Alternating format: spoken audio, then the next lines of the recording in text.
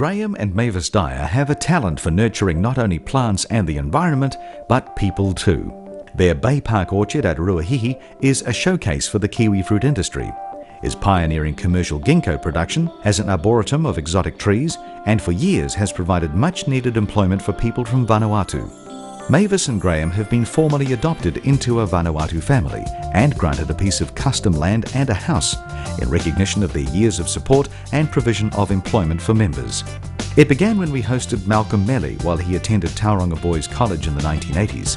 Since then we have made many trips to his village in Vanuatu. Malcolm has 12 siblings and his extended family have come here to work, said Mavis. Bay Park Orchard is one of the few which employs its own seasonal staff under the official RSE or Recognised Seasonal Employer Scheme and provides on-orchard accommodation.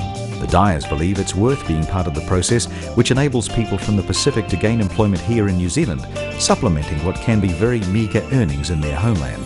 The contrast couldn't be greater between the people from Vanuatu and the young Czechs who arrive seeking work. Many of them are nurses or IT specialists, well-educated people here as part of their OE. That both Graham and Mavis have a love of growing plants is evidenced by their extensive garden and the number of rare exotic trees on the property. They also propagated trees they helped plant in McLaren's Falls Park in the Kaimai Ranges, renowned for its autumn colours and spectacular specimen trees. The couple has travelled throughout the Pacific, collecting seeds from every variety of kauri they could find, establishing a grove on their own property and in Sydenham Gardens next to the Brookfield School in Tauranga.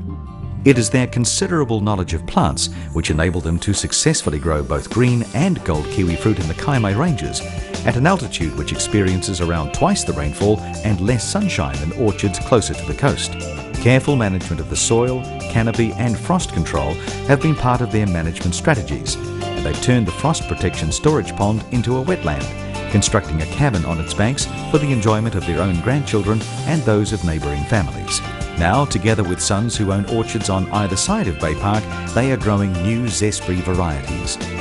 Recently 2 hectares were planted in ginkgo biloba trees for eventual nut production. The Dyers are carrying out their own research and development, some of it with funding from New Zealand Trade and Enterprise.